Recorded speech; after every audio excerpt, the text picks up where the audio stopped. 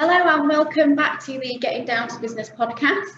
In this episode, we're joined by Perry Austin-Clarke, who is the Director of Yorkshire Media Partners and the PR consultant for BID. Hello, Perry. Thanks for joining us today. So the topic of conversation is around sort of the importance of our BID member businesses having a strong media presence. So how important is it for businesses to get involved and almost piggyback off campaigns that are currently taking place? I mean, there's no more important time than now to be marketing your business. And we all know how businesses have struggled through the lockdown.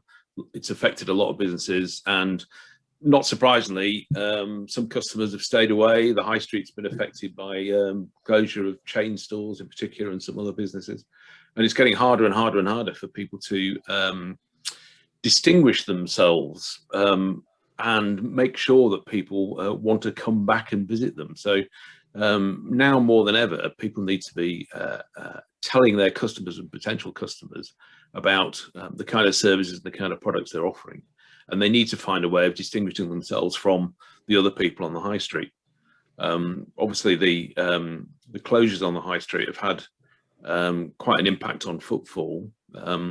It's recovered quite a lot, particularly since July the 19th. You know, that people are definitely coming back to the city centre, but there's still a long way to go, and there's still a lot more people who need to build up the confidence to come back. So we need to do things to entice people to come back to the city centre, and businesses need to help themselves in that respect as well. They need to be telling people, you know, what services they're offering, how good they are, what products they are, what new products they've got in. They need to be looking at things like offers and discounts and ways of telling people how to access those and how to come along and find new things to interest them. Great. And what sort of media campaigns have you been doing with the BID, particularly over like the recovery phase?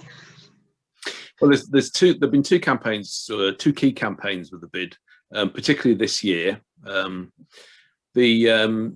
first one is a more general campaign, which is about getting Bradford back to business in 2021, and that's been about helping businesses to understand what help is available, what support, what guidance is there, what the government rules and regulations are, what the what cash support there is, what business support there is, and that's been largely social media campaign to try and encourage and persuade people to go and look for that help and advice and support, and to show them where they can get it.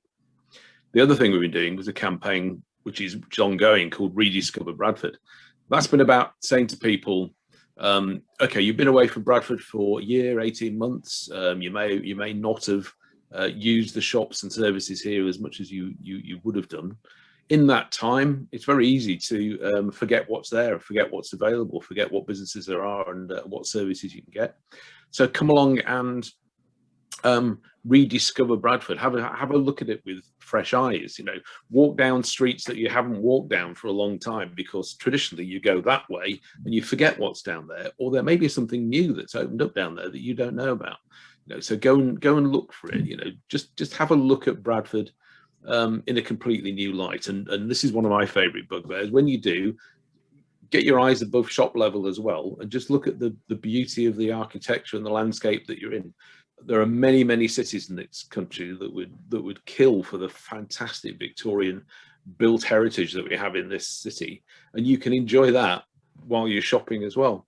So Rediscover Bradford's about encouraging people to come along and find new ways of seeing the city, finding businesses they haven't been to before, going into businesses that they haven't visited for quite a while to see what else they're now offering, what other services they're offering. Some businesses will have changed hands. You know, there'll be cafes and restaurants that have got completely new menus on offer. They've lots of people have taken the opportunity to for lockdown to decorate their premises, to redesign the offer and the environment that they're offering services in.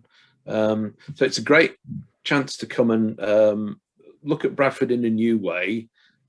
Be completely open-minded. Just come and see what's there and what's available, and you know, you may just be surprised. So Absolutely. That's the campaign. So Brilliant. We touched on it slightly earlier, but what are the sort of best stories or the best things that need to be included that businesses, if they're putting the name out there, particularly with editorials or with any kind of advertising, what kind of things really catch people's eye and what information is desperately needed on those? Well, I mean, there are lots of different strands to marketing. You can either go down the paid advertising route, or you can run with a purely social media campaign, or you can go for paid social media, pay click ads, for instance, that kind of thing, boosting social media posts. Or there's the PR side of marketing, which is about telling a story about your business and encouraging local media to publish that. That's harder to do because newspapers at the end of the day are interested in news, and something being new is not necessarily news. You offer a new discount on your sausage sandwiches. That might be new, but it's not news because lots of other people offer discounts on sausage sandwiches.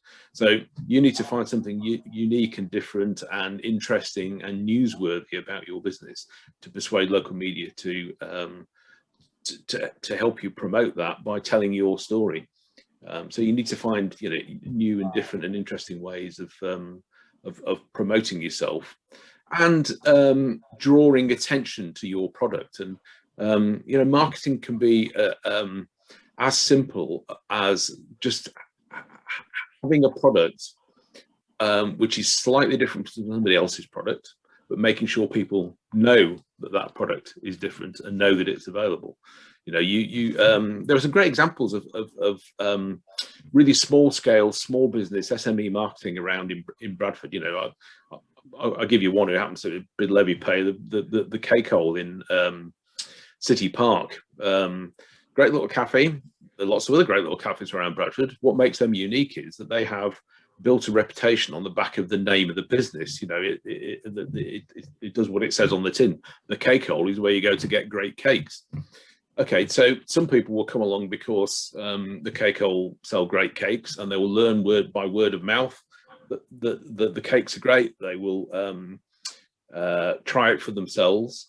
But how do you keep them coming back and back and back? Or how do you get those people who haven't been there before to do it? Well, what they've done is they put out a daily social media post in various formats, where they tell people what the cake of the day is.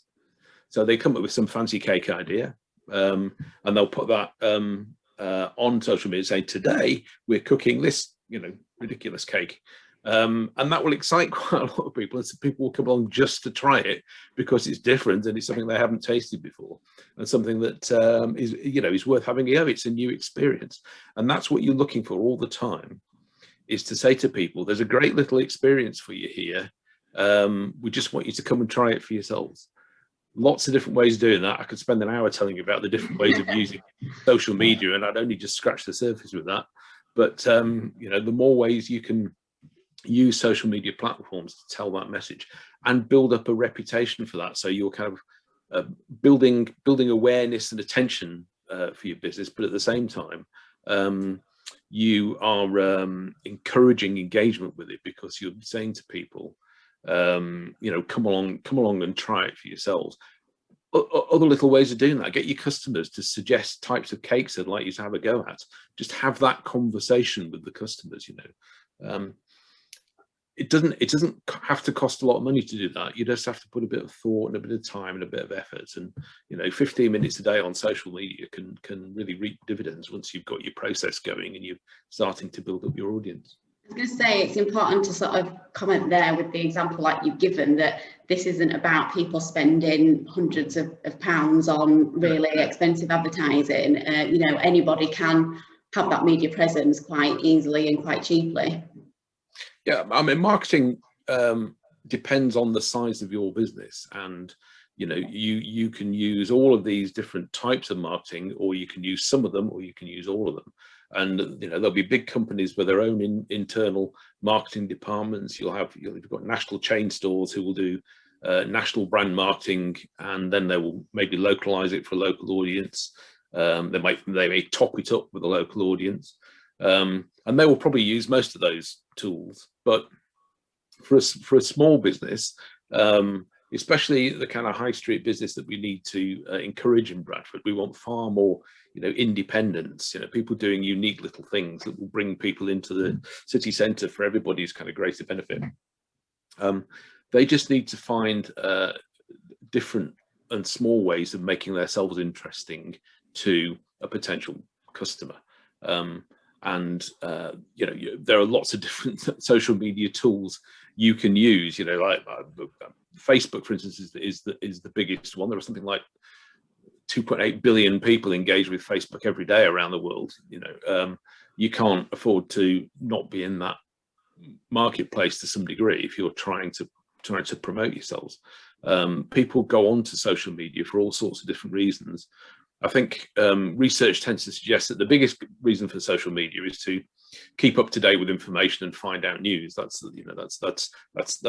still the biggest reason. But if you go down to the sort of fourth or fifth reason that people always cite in surveys, is to research products that they want to buy.